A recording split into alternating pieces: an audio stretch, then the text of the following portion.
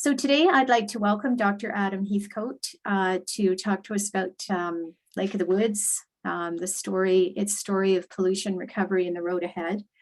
And he is a senior scientist at the Science Museum of Minnesota's St. Croix Watershed Research Station. He received his PhD from Iowa State University and was a postdoctoral fellow at the University of Quebec in Montreal. And he's been working on Lake of the Woods since he first joined the museum in 2015. We're very lucky to have Dr. Heathcote here to fill us in on what he's found and what he sees in the future for Lake of the Woods. So thank you very much for joining us, Adam, and take the floor. Thanks, Kelly, for that introduction, and thanks to Todd and Kelly for that invitation and the opportunity to come speak with you all. I'll just reiterate what Kelly said about putting anything that comes into your head in terms of a question into that Q&A. I'm going to make sure to leave plenty of time to ask for questions, and that's the most exciting part of these seminars for me, is hearing the feedback from you all. So please do that throughout the talk.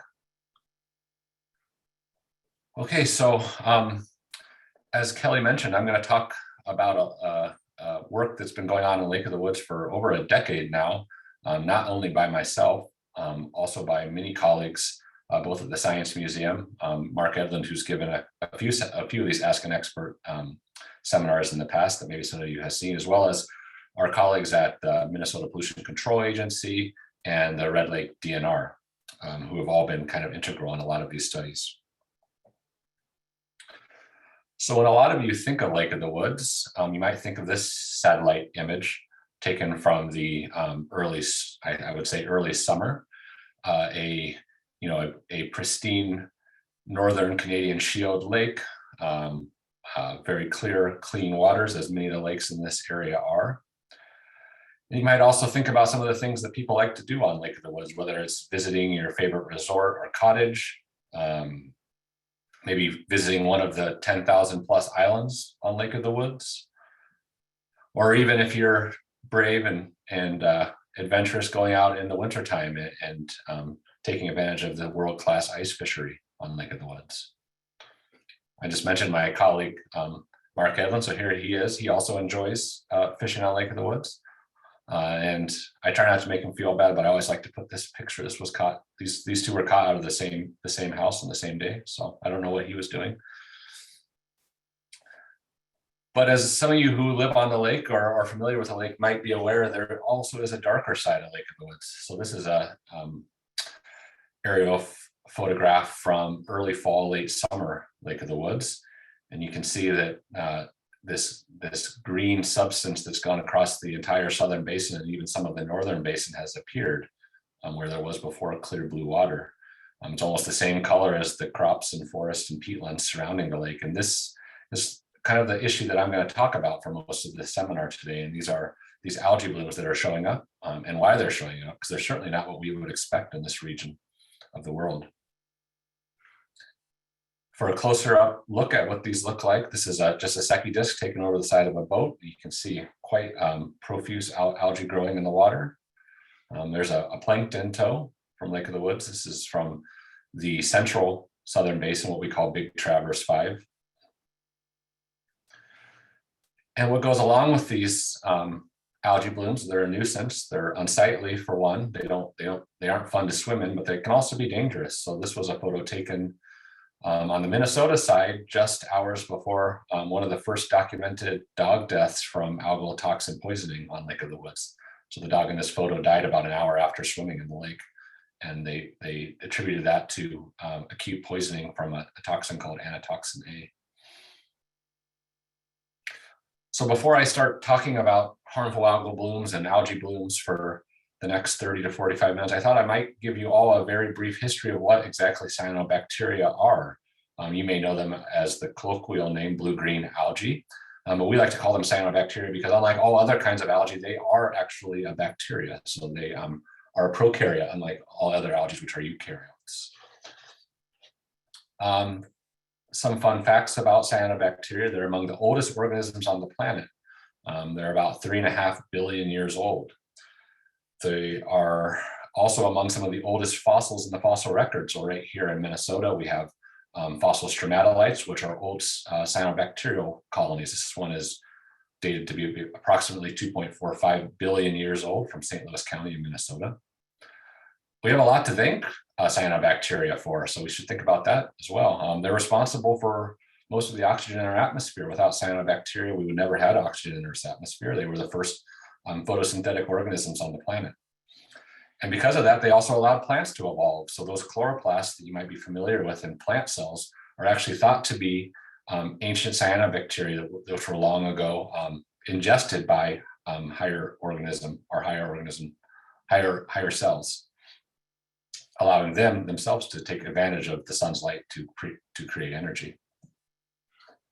But there's more to cyanobacteria. We often call these like the Cyanobacteria superpowers. So they are the only algae that can fix atmospheric nitrogen. And so why is this a big deal? Well, all other algae rely on nitrogen in the water, which depending on the time of year or the region may be plentiful or may be very limiting. But cyanobacteria are special in that they can actually fix nitrogen directly out of the atmosphere, which is always plentiful. There's plenty of nitrogen in the atmosphere. They do this with very specialized cells called heterocytes, are very specialized portions of their cells called heterocytes, which are these kind of like pearl-shaped structures on this Dolichospermum. This is a type of cyanobacteria here. They can also hibernate, kind of like a bear.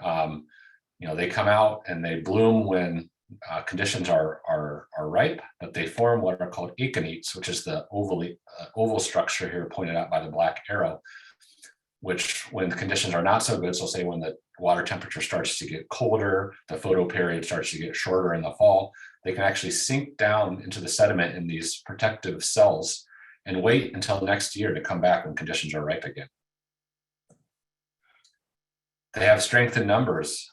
So a lot of the cyanobacteria, which are responsible for these blooms, form large colonies, so they're not just single cells.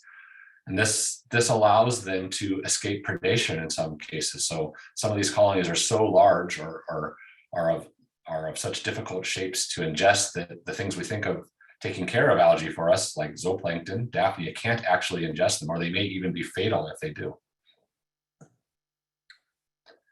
And then finally, you can see I've made this little cartoon. This is actually the cyanobacteria you can see in the image behind me, Gliotrichia.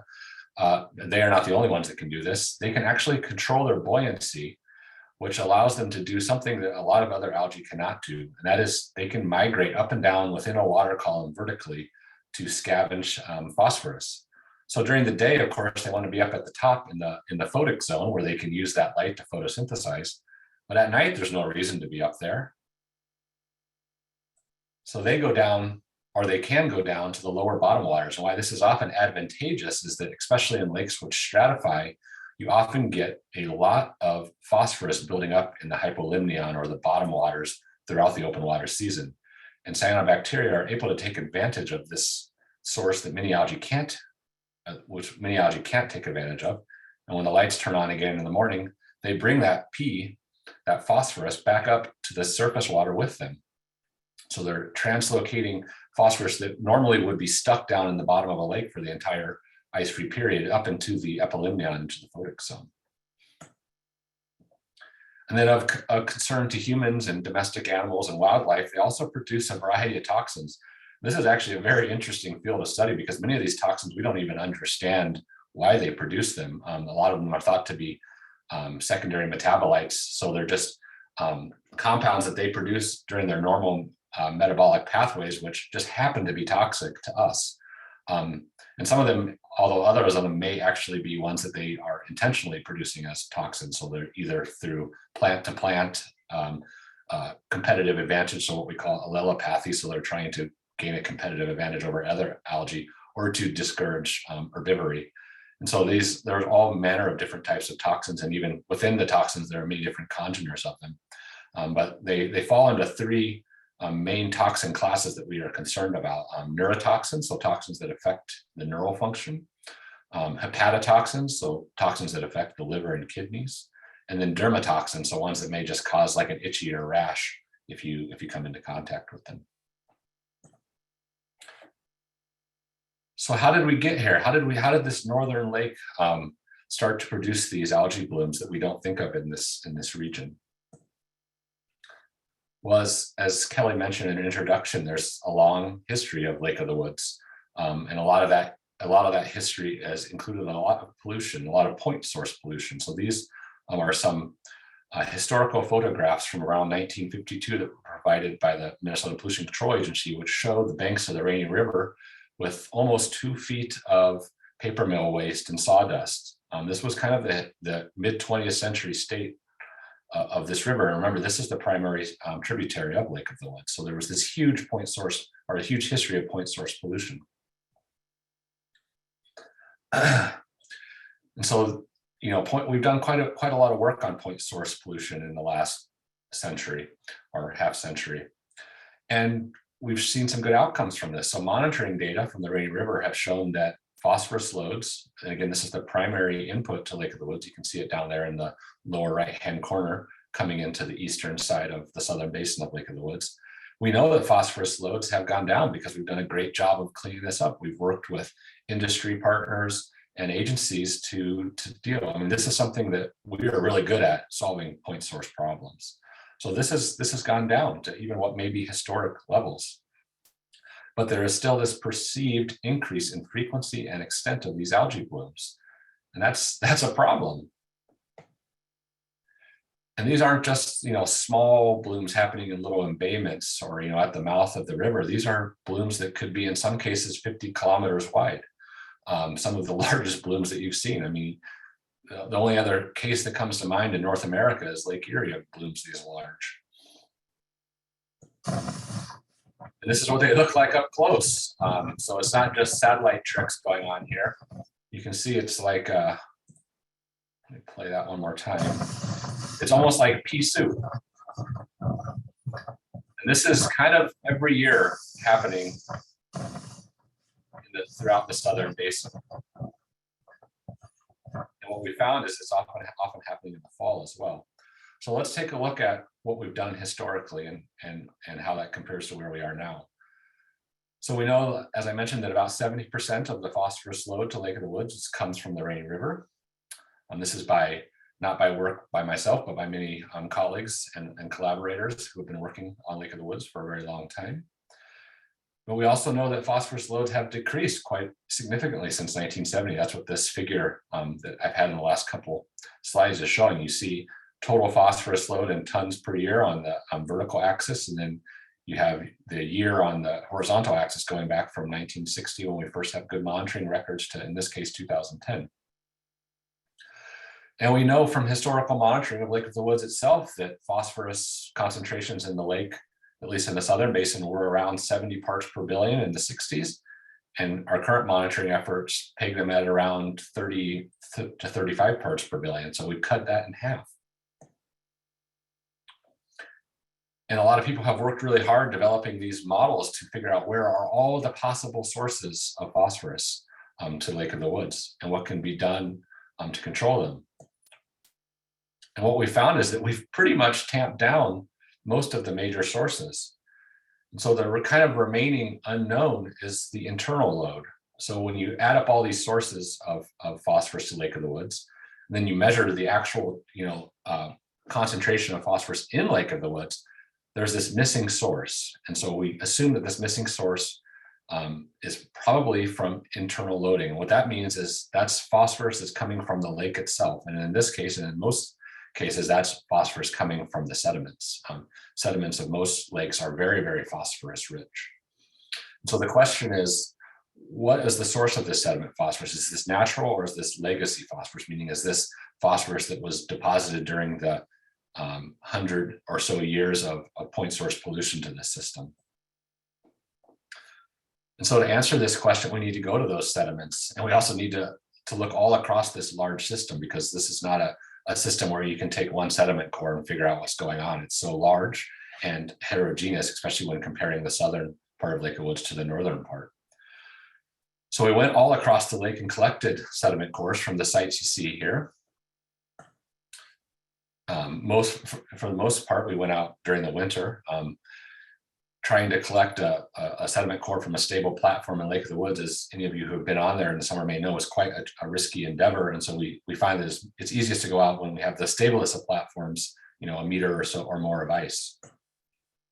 Of course, we also have to deal with different conditions. This is, I think, our record coldest day of trying to work. I know it gets quite a bit colder on Lake of the Woods, but imagine trying to work with water when it's minus 18 degrees out. It can be quite tricky, especially when you have lots of gear that's all getting wet. So we go out to all those sites on the map and we collect these cores of sediment. Here's an example of one. You can see this one is about 1.5 meters long. And so what do we do with this mud? Well, the most important thing we do first is we have to actually know, how old is each given section. So as you go down in the core, how far back are you going in time? And this is important because we want to tie what's happening in the sediment record to what was happening in the basin at that same time. And to do this, we use a couple radioisotopes. So you may have heard of carbon-14 dating. That's a different type of radioisotopic dating. That's used for things that are 300,000-400,000 of years old. But when we're interested in the kind of this last 200-year time period, we use an isotope called lead-210. And then we use this other really interesting one called 137 cesium. This is a real handy kind of fact checker for our dating model, because this isotope is person made. It did not occur anywhere on the Earth until we started exploding nuclear bombs in the atmosphere. So we know exactly when this showed up, 1945, and we know when it peaked, which was when they signed the nuclear weapon test ban treaty in 1963. So we can use this to pinpoint that exact date within the sediment record. So once we know how old any given depth is in the sediment core, we can then look at other geochemical or biological proxies that occur at that same time to learn about what was the condition in the lake during that time. And this is important because, as you might have noticed in that monitoring record, our best monitoring record for Lake of the Woods comes just from the Rain River, but even that goes only back to 1960, when we know things were already really, really bad. I mean, they were probably the worst that they have ever been in Lake of the Woods. And so if we want to go back further, hundreds of years, we need to start using the things that are stored in the sediment, the archive, to tell us about those conditions, since we don't have direct measurements. And those things we use are actually measuring phosphorus itself. So we can measure the concentration of phosphorus in the sediment and correlate that to what that might mean the phosphorus concentration in the lake would be. We can use organisms that are preserved. They're subfossils, so they're not quite what we would call fossils, but subfossils. So, and in this case, we often use what are called diatoms. So if you were here for any of Mark's talks, I'm sure he talked about these. They're his favorite organism, but these are a different type of algae which produces a silica glass wall. You can see them pictured here. These are all different diatom species from Lake of the Woods. And this is really handy because their cell walls are very intricate. So we can actually tell what species they are based on the ornamentation of their cell wall. They're well preserved because they're made of glass, so they don't just decay like a carbon-based organism might. And also they have very specific preferences for water quality. So some of these diatoms prefer very low nutrient conditions, and some prefer very high nutrient conditions. So based on which diatoms are present in the sediment record at any given time, we can tell what the state of the lake was. And then finally, we looked at the actual pigments produced because some of these algae don't produce these nice preserved cell walls. So if we're interested in the abundance of cyanobacteria, for example, over time, we have to look at pigments that are preserved in the record that are specific to them. And so when we combine a lot of these data to reconstruct the nutrient history of Lake of the Woods, we get a model of what we think things were like historically, the trajectory of how we think things happened until we started to turn things around in the early 1970s, and then where we are today, which tells us how good our model is if those two things meet in the same place. And so what we see is a rapid rise since the early 1900s in total phosphorus. And this is water column total phosphorus that we're modeling here. Peaked in the 1960s at anywhere around 80 parts per billion, which is about 3 times what we're currently measuring in the lake. And then a rapid drop off to about 25 parts per billion in 2015. So this reflects all that work that was done to clean up those point source inputs. It also means that about 20,000 tons of phosphorus have been taken out of the system that would have been put in every year, thanks to the work that has been done. And we kind of see it leveling off. So we could be at a future steady state for this for this system. But then that then begs the question, why are we still seeing blooms, or why are they even possibly worse now than before?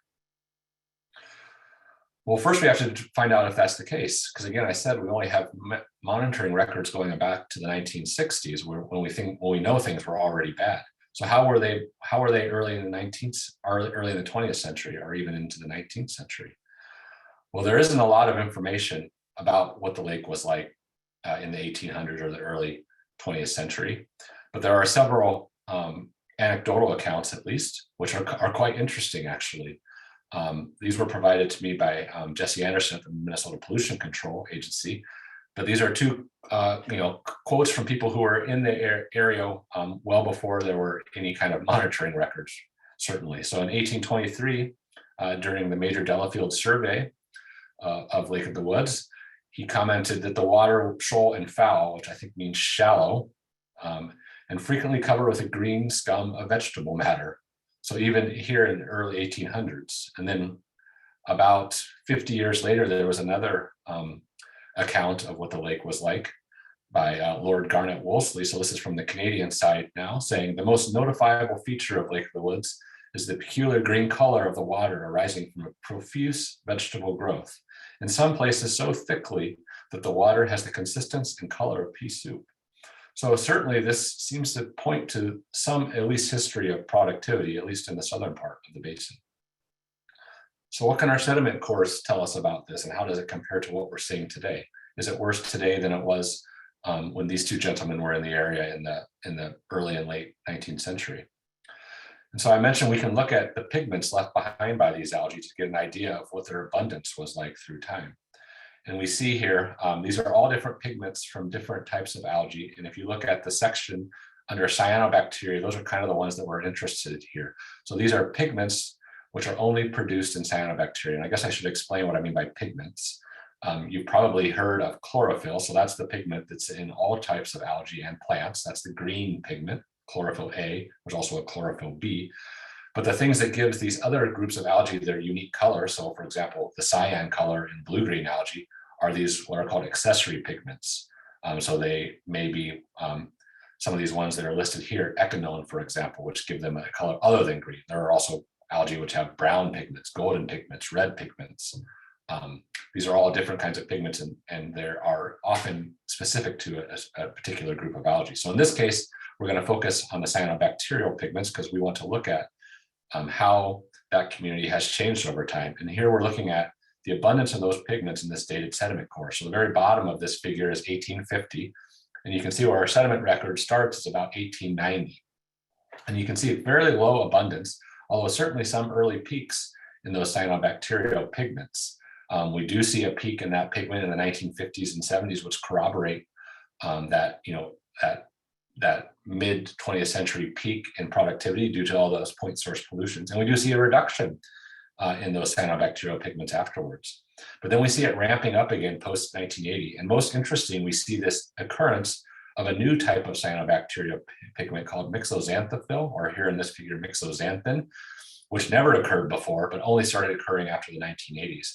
And this is a pigment which occurs in colonial cyanobacteria, many of which are toxin producers. So this is one that we're concerned about. So whereas there may have been a long history of algae in some form in Lake of the Woods, this particular group was not present historically in the lake. And so you can see that I've now highlighted that mixoxanthophyll pigment.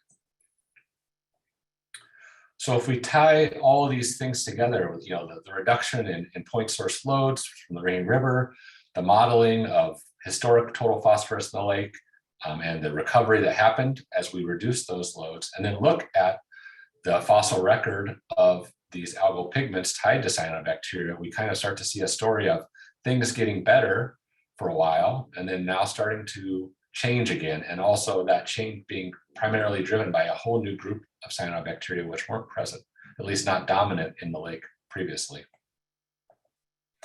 And I should mention that this is not a problem that is unique to Lake of the Woods. We're actually seeing this all across the North Temperate and Boreal Forest. Lakes inexplicably throwing algae blooms where we are fairly sure they were never, at least they weren't common before. This is, again, Mark Edlund he's on here a lake called Richie Lake and in the Isle Royal National Park. So this is probably one of the most protected places in North America. This is an island in Lake Superior, which is entirely a wilderness area. And even here, we're starting to see algae blooms in some of these lakes. And you might notice here's a pigment record from this lake. And we see that same one we were concerned about, Mixoxanthophyll, these colonial cyanobacteria, being responsible for these recently increasing blooms. So what are we missing here? We've done a great job cleaning up external inputs of pollution to Lake of the Woods. Why are we still seeing these blooms, and why are we seeing this new type of cyanobacteria that we're concerned about? Is it the timing? So is it how these nutrients are now being delivered?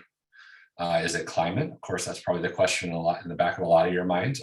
We know that lakes are warming actually faster than air temperatures all across the world. Or is it something else, or some combination?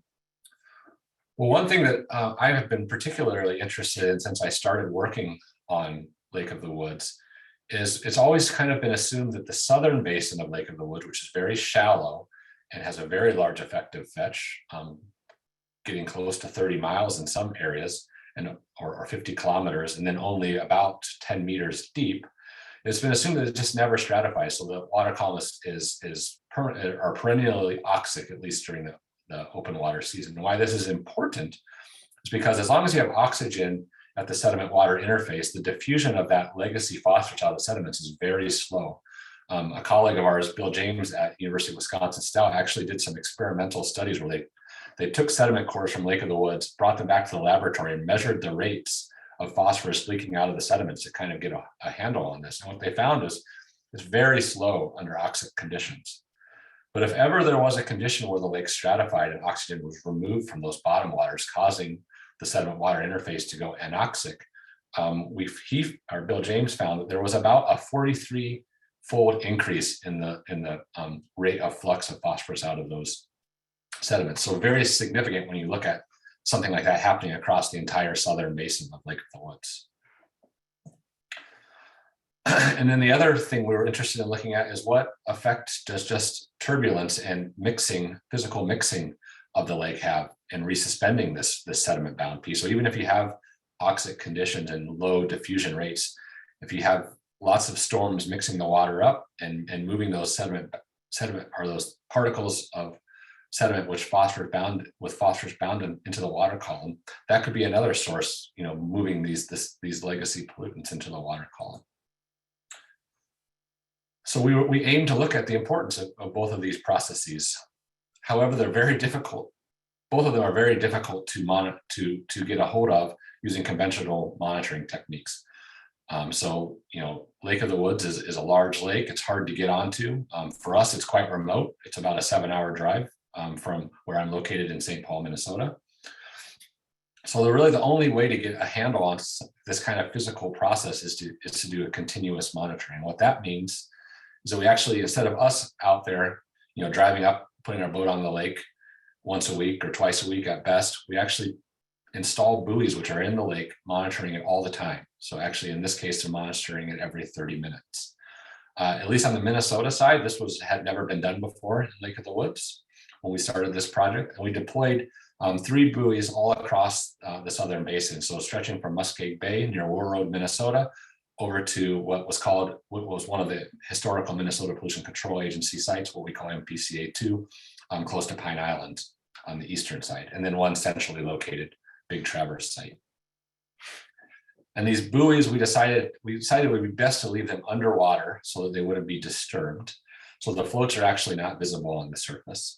And what they do is they have all along this string, they have temperature loggers logging every 30 minutes temperature conditions. And then at the bottom and top, they have oxygen loggers looking at the amount of oxygen in the water. And this is important because we wanted to pinpoint not only does this lake stratify, but what happens when it stratifies to the oxic conditions. So do we lose oxygen when it stratifies? And then in order to answer this kind of physical mixing question, we installed sediment traps. So with the idea that anytime the wind stirred up the sediment, it would collect that sediment in these traps, and we could then measure how much of that was happening on a month-to-month basis. And here's just a picture of us deploying these in the field. You can see here, these are the sediment traps. They're very high-tech PVC construction of our own design. And then the sensors here, we're just using floating polypropylene line with these little, they're light and temperature sensors, very inexpensive. This method has actually been used by several of our colleagues since we started doing it, because it's inexpensive and very effective in terms of getting these kind of temperature and oxygen physical parameters. So what can we learn from these buoys that we didn't already know? Well, first I'll just pull up, this is a temperature and oxygen record from our lake, or from our buoys. This is from Muskeg Bay. And what you can see here at the top, the blue panel here, on the vertical axis, you have depth. So the top there is 0, that's the surface of the lake, going down to about 8 meters in this case. That's the bottom of the lake on Muskeg Bay. And then the black lines are 1 degree isoplus. So if they're vertical up and down, that means the lake is completely mixed. There's no difference in temperature from top to bottom. But when they start to show up horizontally, that means the lake is stratified, and that those layers are not in contact with are not mixing between each other. And this might seem like not that big of a deal and something that would be obvious, but actually this had never been shown before, at least on the Minnesota side in the Southern Basin. And why this is important is that we also see the corresponding panel on the bottom there are oxygen concentrations, both at the surface in orange and at the bottom in blue. And basically every time the lake stratifies, because the oxygen demand of those sediments were so high because of the organic matter and possibly due to the legacy pollution, oxygen was rapidly depleted in these cases. Something like only a week worth of stratification could deplete the oxygen to almost 50%. Interestingly, we only really see this commonly happening in the summer, or in the early summer, when there's this large temperature differential between air temperatures and water temperatures. So the water is still quite cold because it had been close to freezing for most of the winter. And as I mentioned, oxygen is depleted rapidly. We lose about 7% of our oxygen for every day it's stratified. So you can imagine what would happen if it goes on for more than a week. And also we found that kind of the master variable controlling this is wind speeds. So anytime we have, over maybe several days without a wind over 10 meters per second, we start to see this stratification set up in the early summer. And then of course, whenever that kind of wind event happens, it rapidly mixes. In this case, in 2015, it actually happened 3 times. And I mentioned, so what does this data, what does this monitoring technique show us that we didn't already know? Well, here are the green lines, which showed when we actually visited Lake of the Woods this year. And so if you see that, so if you look at that and compare it to when it stratifies, you can see that just by chance, had we only looked at our monitoring data, and again, going to a lake 4 times in a year is quite a high frequency in terms of monitoring. Just because there are so many lakes to monitor, having this much attention for one lake is quite a bit. But just by chance, the 4 times we visited was never stratified. So we would have concluded, if we had only done conventional monitoring, that the lake never stratified in this year, even though it did 3 times. So the second part of that was looking at sediment traps. So what was the role of resuspension when those big events happen? And I also just like to mention this because I just think this is so cool. The different types of organisms we pull up. So when you put a sediment trap in a lake, you've created a very unique habitat that wasn't there before. So these are bryozoans. They seem to love our sediment traps. Very pretty colonial actual animals. And then these are close relatives of sea anemones, which seem to really like to sit inside of our sediment traps and eat some of those particles that are settling out. These are hydra, so kind of freshwater anemones. But what do we find? So as I mentioned, we put these out and we empty them out every month to kind of see how much sediment was resuspended month to month. And so this was just an example here. This was from August of 2015. You can see there's quite a bit of variability across the lake. So here we're going from east to west, the MPCA monitoring site, the Big Traverse 4 central site, and then the Muskeg Bay western site. And then we measured the amount of phosphorus that was in those sediments to see how much that could be contributing to the total phosphorus budget of the lake here. And so here in the bottom panel, you can see the phosphorus flux in milligrams per meter squared per day from sediment resuspension, and then the corresponding increase in phosphorus in the water column. That's the second from the bottom, total phosphorus in micrograms per liter or parts per billion. So you do see that initial huge pulse of sediment did lead to a slight increase in water column total phosphorus. But the other interesting thing that happened when we looked at this monitoring data was that we found that the severity of algae blooms was not always highly correlated with the highest total phosphorus concentrations. And in fact, in 2015, total phosphorus kind of leveled off after July. You can see that's that first flat arrow, whereas chlorophyll A, a measure of algae productivity, continued to increase well into the fall, into November actually in this year. And the only other variable that was increasing at the same time was nitrogen. So in this case, the actual best predictor of algae blooms is nitrogen. This is important because we've long been thinking of phosphorus as the only thing we need to control in terms of improving water quality, but it's, at least in this case, it's possible that nitrogen may also play a role, or at least the ratio of phosphorus to nitrogen in the system. And so to just show that in a different way, in the top panel, I have that same data as shown in the previous slide, looking at chlorophyll A. So again, this is the concentration of this pigment, which is in all types of algae. So as it increases, that means you have more algae in the system. And then looking at the ratio of phosphorus to nitrogen, or actually, sorry, nitrogen to phosphorus in the lake itself. And so you can see I've separated this nitrogen to phosphorus graph into three different regions. DIN just means dissolved inorganic nitrogen, and TP there means phosphorus. So it's just the ratio of the concentration of dissolved inorganic nitrogen to total phosphorus. If you're below that hashed line, that means you're in a system, or in a situation where you're N limited. And by limited, I mean you need to add more nitrogen before you get more production. If you're phosphorus limited, that means the organisms are hungry for phosphorus. If you're nitrogen limited, that means the organisms are hungry for nitrogen. If you're in that kind of middle, that means you're co-limited. That means you have to add both nitrogen and phosphorus together in order to stimulate more blooms. And if you're in the top region, that means you're phosphorus limited.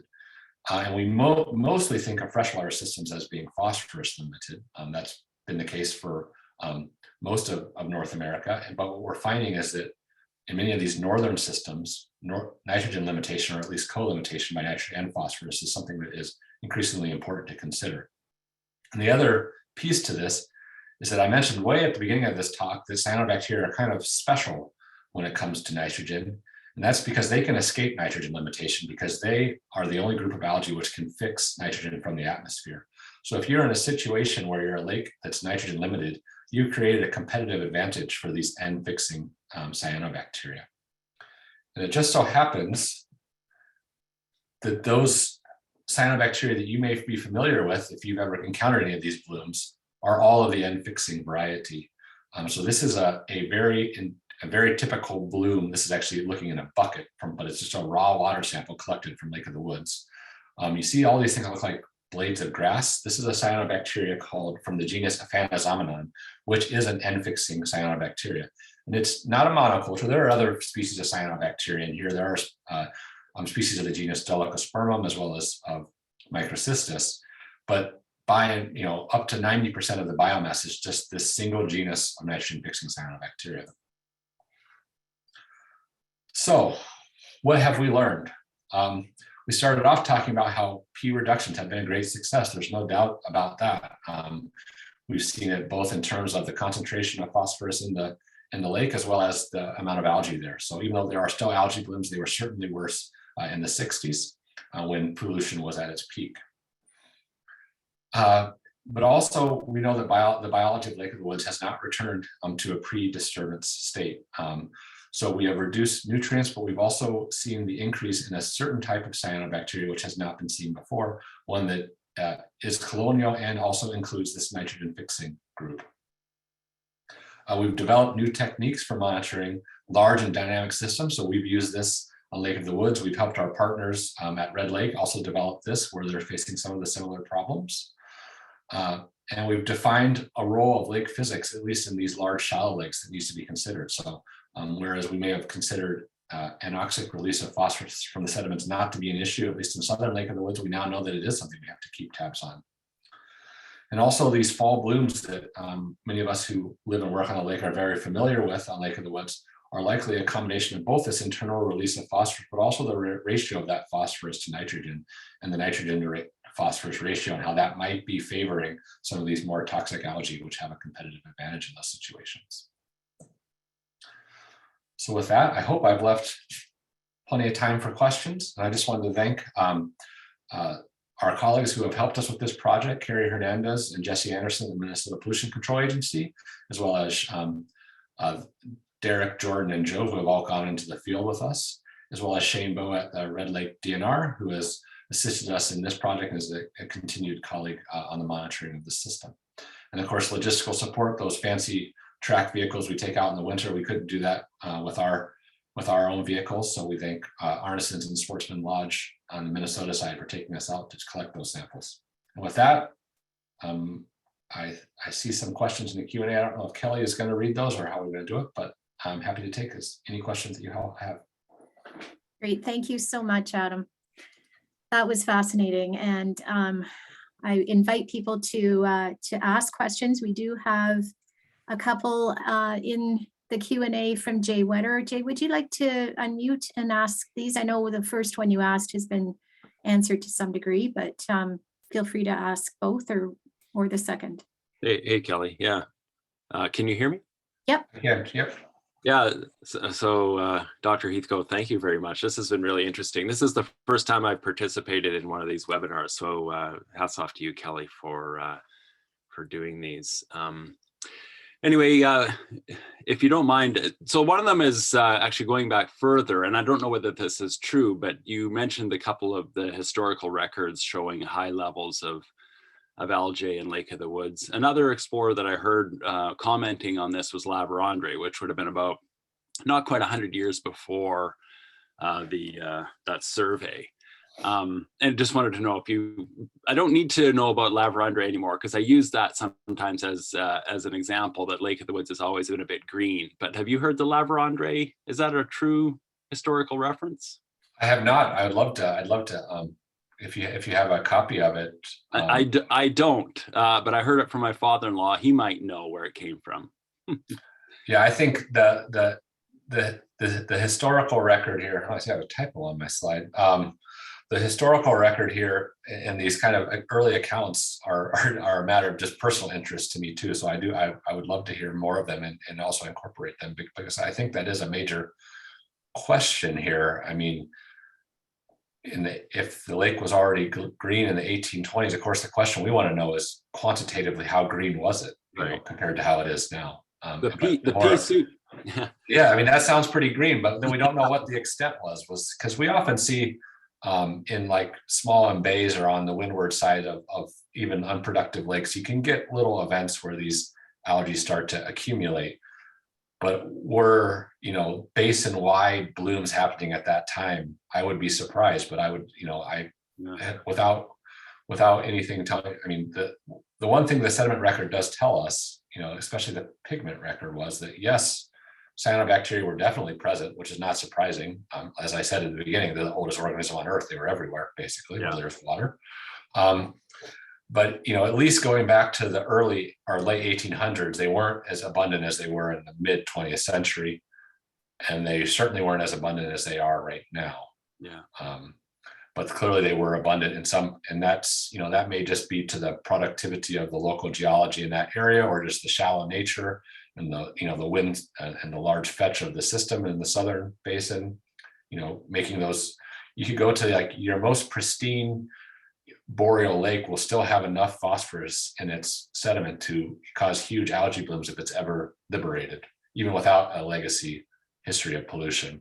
So if you're in a system where that phosphorus is routinely mixed up, like southern part of Lake of the Woods, it's not surprising that you would see at least some events of algae blooms, even without any type of pollution in the system. But we can definitely say that at least the abundance of those algae in the mid 20th century was more than what was occurring in those historical records, at least at the sites where we collected sediment cores. But yeah, if you have, I don't know if Kelly could drop my email or something into here, or you could just Google me or something and send me anything you have or that your father might have. I'd be interested. Yeah. No, I'll see if I'll ask him whether that was right. And it could be a false memory on my part. Maybe he was talking about these two references that you mentioned too. That's certainly possible. So Kelly, I have one more quick question and then another more bigger one, but I'll save the other one for later. Can I ask my quick one? Yeah, definitely. Go ahead. Okay. So the word colonial, you used it a couple of times. Is that just another word for invasive? No, sorry. So colonial means that they are so I mentioned in the superpowers part that, one of the superpowers of cyanobacteria is they create these colonies. So when I say colonial, I guess I should have specified. I'm talking about certain cyanobacteria form colonies and some do not. Actually, often the most abundant cyanobacteria, when you actually go and look at genetic samples, are these little single-celled unicellular, we just call them little green balls because we don't even know what they are when we look through a microscope because they all look the same. So that would be non-colonial. But the ones that we're interested here that produce that pigment that showed up are colonial, and that they form these large colonies is what I mean by colonial. Are the little green balls about the size of a quarter? Oh, no. These are like microscopic. Okay. These are like several micrometers in diameter. Okay. You wouldn't. So these colonies. So if you see this long one that's coming through the middle here, can you guys still see my slides? Yeah. So that's actually an Aphanizomenon colony. So that's what looks like those blades of grass macroscopically. And then these are actually a mixture of Waronikinia and Microcystis, and they often just kind of look like balls, like green balls, or even just like kind of slime when they're floating on the top. But yeah, so that's what when I mean when I say colonial, I'm talking about colony forming. So Okay, gotcha. Each of these balls is a cell, a separate cell, and they've all grouped together because they can get some advantage both in terms of escaping herbivory and also controlling their buoyancy when they do so. Okay. Jay, I just put Adam's email in the chat. Okay, great. Yeah. And I'll just say that anyone is welcome to email me if you have questions that come up afterwards, or if you're shy and don't want to ask them right now. Happy to answer emails. Okay, Adam, there was a question in here from an anonymous attendee. And the question is, what does Indigenous oral history say about bloom history in the area pre-data? So I haven't seen any Indigenous accounts, but again, I would be very, very interested if there were, local oral histories, either from Native American groups or First Nations, that they would be willing to share. That would be of intense interest to me in terms of incorporating them. As I mentioned, we work very closely with the Red Lake Band of Chippewa.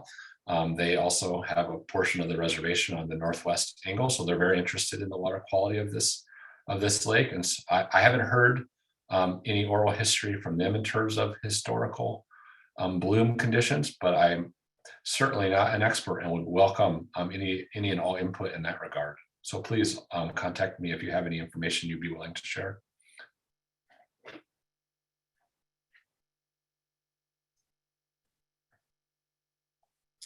Okay, I see a question in here from Sharon Gurney. Sharon, would you like to unmute? Hi, Kelly. Yeah, I just put a note there that I've got construction going on at the cottage. So if it gets too loud, I apologize. There's a lot of hammering happening. But I'm just curious about, so I guess future threats to Lake of the Woods. And, I agree that point source controls are obviously easier to control and for the most part being addressed. But I'm just thinking with climate change and other changes that are happening, what do you see as the biggest threats, I guess, from non-point source loading to the lake in terms of both nitrogen and phosphorus? Sure. Thank you. Thanks for the question, Sharon. So I think one thing I should explain a little bit is why we think climate may be an issue. And this is because climate basically cause nutrient controls to be a moving target. So because of the metabolic processes of algae, or how they use nutrients, as we warm the water, they are able to do more with less. So in effect, if we have a warmer conditions in these in these lakes, then what may have been a safe nutrient standard in the past will now be producing blooms where it wouldn't have been before. And so that's one of the reasons we're concerned about a warming climate or warming water temperature specifically, and that we may see algae producing blooms with less nutrients than before. So we may go back to historical or close to historical phosphorus concentration, but still get blooms because the lake has changed. The water is warmer, the photo period is longer because ice out is sooner. Those are some of the things we are concerned about into the future in terms of a changing climate. And also, I think that, whereas we know that historically for sure, but even, right now in contemporary times, point sources were the largest concern in terms of input. I think we do have to keep a good eye on non-point sources. I'm not as familiar with development on the Canadian side, but I know that in particular on the Minnesota side, there's quite a bit of changes going on in the basin. And just, I'm not at the stage where I want to point any fingers or not, but I think that is something we definitely need to keep a close eye on. So as we change, agricultural practices or the crops that are being planted, just making sure that we're doing that in a sustainable fashion that won't harm the lake in the future. And I'm not saying there's any evidence that that's happening currently, but I think it's always good to keep an eye on those things, because now we have the advantage where we have been monitoring this lake for now going on 60 years. And so if we start to see a change coincident with land use change, we should look more closely at that. Thank you. I guess from my perspective, what I'm seeing on on the north side of the lake is these intense rainfall events that are becoming more frequent. We had a 7-inch rainfall, I think it was 3 years ago, caused a huge amount of erosion and runoff into the lake. So yeah, I'm just curious as to how large an impact those sorts of events might have on water quality in our lakes. Sure. So I mentioned timing as one of the possible, and I didn't talk too much about it because the changing in both wind patterns and rainfall are so or the predicted change are so heterogeneous across a basin as large as the Lake of the Woods Basin that I'd have to be really region specific in terms of saying whether they would predict increased rain or increased wind speed, or decreased rain or decreased wind speed, because it changes depending on where you are.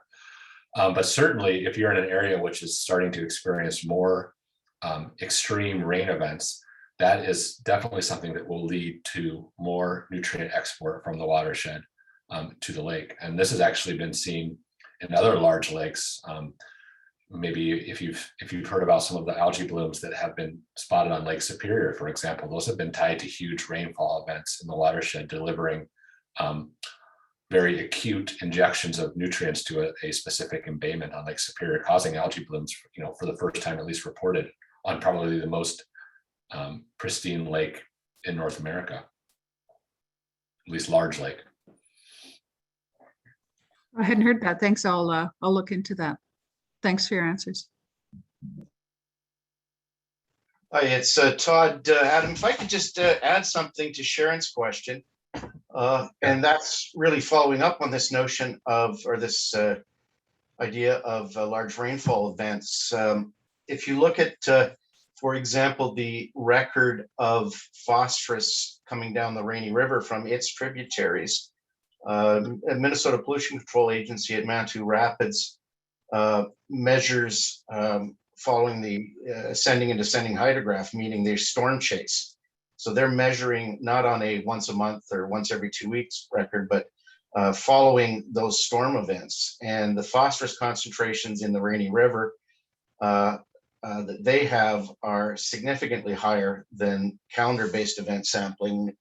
And there's a good comparison at Manitou Rapids because Canada has a sampling station very nearby Minnesota's, but the Canadian is a calendar-based sampling event. And there's a difference of Minnesota's average is about 33 micrograms a liter on an average of phosphorus over the season versus something in the low 20s on the calendar-based sampling. And indeed, some of the tributary work that Kathy Eimers at Trent University is doing on the Canadian side shows significant and very, very high phosphorus in the 200 to 300 micrograms a liter for short periods. following those storm events into the tributaries to the Rainy River. So it's definitely, I think, a factor that we need to be considered about as we face a perhaps more extreme rain events in climate change scenarios. Yeah, thanks, Todd. And yeah, I'm not a stream biologist, but as any stream biologist will tell you, events are usually the most important thing to monitor in terms of a yearly balance, because if you're at base flow for most of the year and then you get something like 50% of your input in just a few large events, then missing those can definitely cause some issues in terms of your mass balance. I will say that I'm pretty excited that there's a proposal in the works with USGS led by Ann Baker, looking at actually fingerprinting phosphorus within the Rainy River Basin and then tying that to what shows up in 4 Mile Bay, so the shallow part of Lake of the Woods just southeast of Pine Island, to kind of actually mechanistically tie the source of some of those nutrients coming from up watershed and where they are deposited and what the timing is. So I'm hoping that will start to take place then in the coming years. We'll see.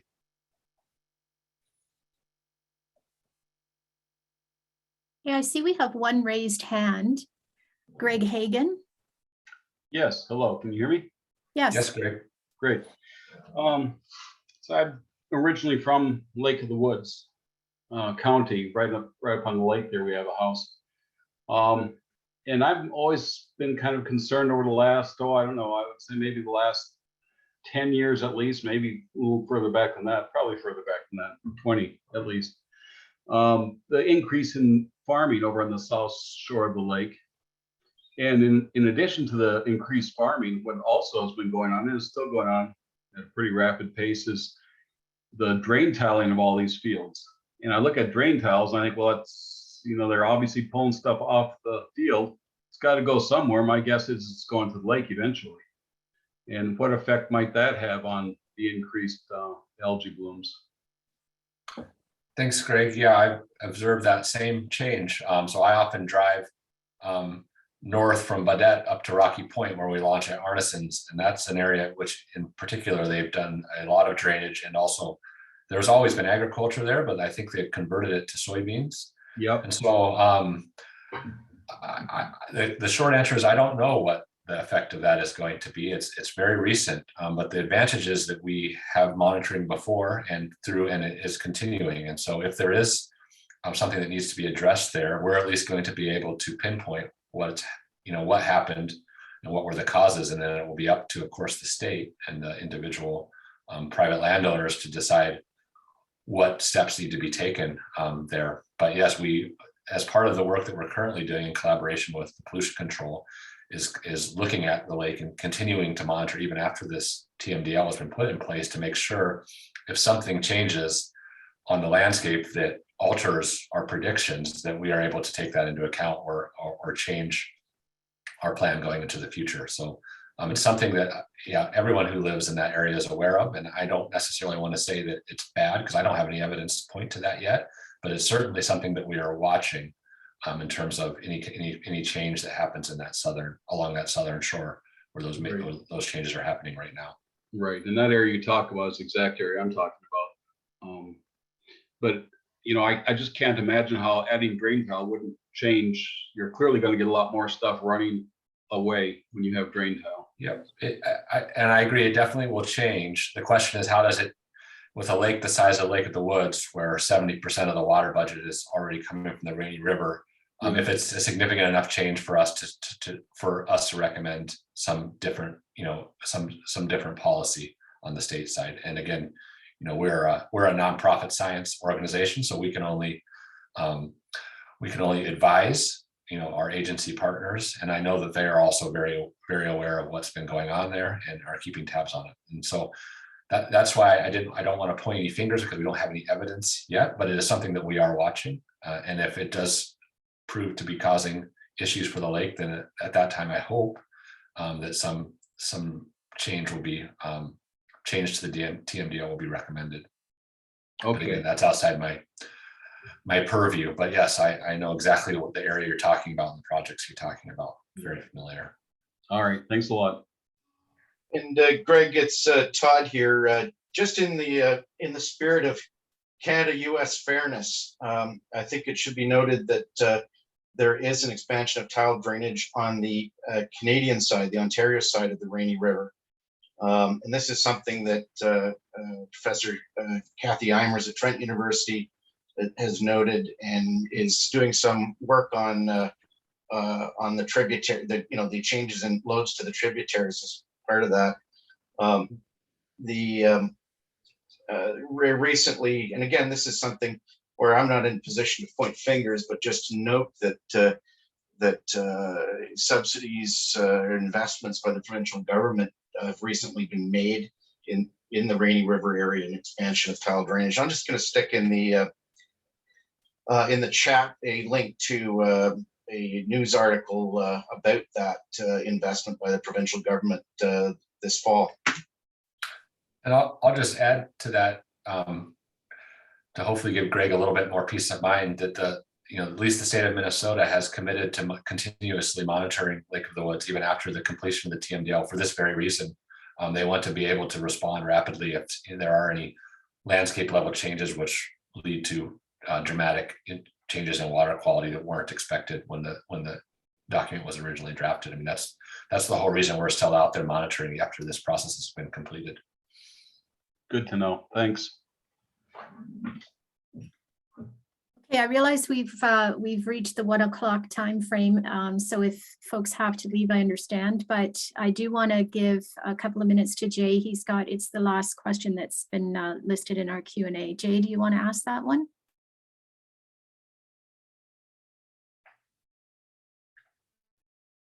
Maybe Jay has gone. Adam, can you see it in the Q&A? No, I'm here now. Oh, okay. I couldn't find the mute. It was covered up by another thing.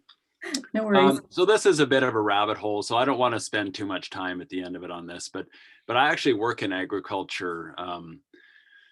So I live in Kenora, but I work across the prairies, the Canadian prairies in agriculture. Anyway, we're always looking for new sources of nitrogen fertilizer, especially potential bio sources. So this notion that cyanobacteria are nitrogen fixing is quite interesting to me. I just wondered if you've heard of any companies looking to commercialize nitrogen fixed by cyanobacteria. Is it something that we could extract from the lake and sell? That's a bit of a stretch, but I just wondered if you've ever had that conversation before. Not recently, but there was, back when I was doing my PhD, there was quite a bit of interest in this for that exact reason, actually. I did my PhD in Iowa, which our lakes would make, the algae blooms that we have in our lakes you can walk on.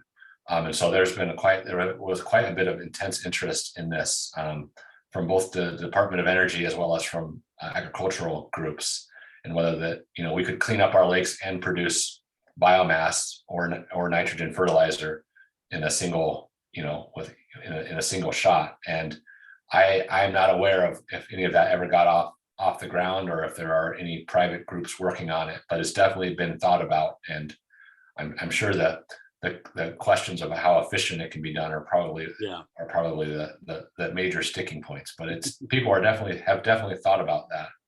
They are very efficient at fixing nitrogen, but how we harness them in an energy efficient manner is, I think, still unknown. Yeah, that's good. Thank you. Thanks, Kelly. Thank you. Okay, are there any final questions?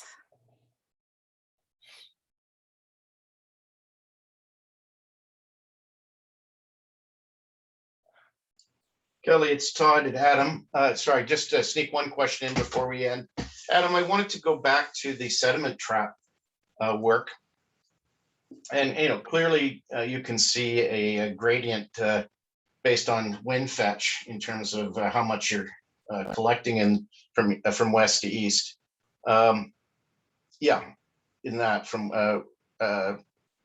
It's east to west, the way those are lined up. And you mentioned, I think in the next slide, that there was no real correlation between sediment suspension or TP and measured in sediment suspension to algae blooms. Am I misstating that, or is that? No, so just to clarify, this is a bit complicated, so I may have not done the best job of explaining. I should have flipped my figure around here because I went from the bottom to the top. But so we do see a correlation between the initial increase in water concentration of phosphorus and the amount of phosphorus particles or phosphorus bound to particles we collected in our sediment traps, so that you can see that peak in sediment bound phosphorus from our sediment traps occurred at about the same time phosphorus was ramping up in the water column. What we didn't see is that the other piece of that was that the algae bloom itself continued to ramp up months after phosphorus concentrations in the lake itself leveled off, with the only thing changing in terms of water chemistry was being increasing nitrogen. So there's definitely a contribution of sediment bound phosphorus to water column phosphorus concentrations in the early part of the year, setting up conditions in any given year. It's definitely a significant source, but it's not the only source, and it does not always lead to significant increases in water column phosphorus later in the year. Of that, excuse me, sorry, some of the sediment bound phosphorus is contributing to soluble phosphorus in the water column earlier in the year, is what you're saying. It's not necessarily, well, yes, it must have become either soluble or was being used by microbes and then used in some other way. But yes, so phosphorus that was bound to sediment particles early in the year found its way up into organisms or dissolved water. So when we measure phosphorus, what I showed there, that was total phosphorus. So that's both phosphorus in the water dissolved as well as phosphorus in the cell membranes of organisms. So it could be that it was either diffused off particles into the water, or the particles themselves were ingested and incorporated into organisms. Given that there's unlikely to be later in the year any significant increases in sources of nitrogen from the landscape, this must be atmospheric nitrogen that you're queuing in on then, in terms of it could be. So one thing we're very interested in is the contribution of nitrogen from the atmosphere and the susceptibility of some of these pristine lakes from an airshed standpoint rather than a watershed standpoint. So looking at transboundary processes or the movement of nitrogen in the air or deposition through rain. We know that we've done a really good job cleaning up some of the air pollutants, sulfur in particular, although nitrogen is one that continues in all monitoring records, at least in North America, to increase. A lot of it is from car emissions. And so that could be produced in the industrial cities in North America and then transported to the boreal forest quite easily, depending on wind patterns. So yeah, that's something we're looking at. And a lake of the size of Lake of the Woods in terms of surface area would be particularly susceptible, although it also has quite a large watershed. So, but in the event that you're getting significant inputs of nitrogen from the atmosphere, let's say, you're in a situation of nitrogen limitation, which means if you've got an increase in algal biomass, that you must have sufficient phosphorus to support that increase in biomass. Right. So the fact that we're nitrogen limited does not mean that phosphorus pollution isn't important. It just means that we've gotten so much phosphorus that now that they're waiting for more nitrogen before they can continue, things can continue to get worse. Yeah. Well, often you are in nitrogen limitation because you have so much phosphorus pollution. I mentioned before I worked a lot in Iowa, and that's often the case in Iowa lakes because we have so much phosphorus pollution that nitrogen is limited, but it's actually phosphorus that's the problem. Yeah, thanks for that clarification. That's where my brain was going on this, and I always think of my grad supervisor Dave Schindler, who his mantra was phosphorus is your volume control on your stereo, and nitrogen is your treble that allows you to change the color of the music. I think that's apt. Yeah, you don't get in a situation like this without phosphorus pollution. So you got to turn the volume down. Yeah. Thank you.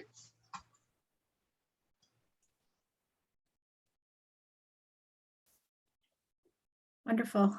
Any last questions?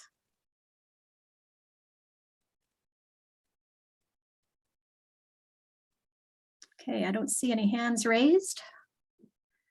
So I would like to thank you, Adam, for this wonderful presentation and great questions from the audience. Thank you for that as well. We've learned so much about this lake. There's so much still to learn, but we thank you for all the time you've spent and the Science Museum's commitment to understanding the lake. So thank you so much. For those of you who would like to either watch this again or pass it on to someone who might not have been able to make it today, the recording of this session and all of our sessions will be available on the Lake of the Woods Water Sustainability Foundation website, the same location where you registered. So feel free to visit that. In a couple of days, this recording will be up. So thank you again to Dr. Heathcote and everyone who participated, and we hope to see you next week for our final session. And have a wonderful day, everyone. Thank you.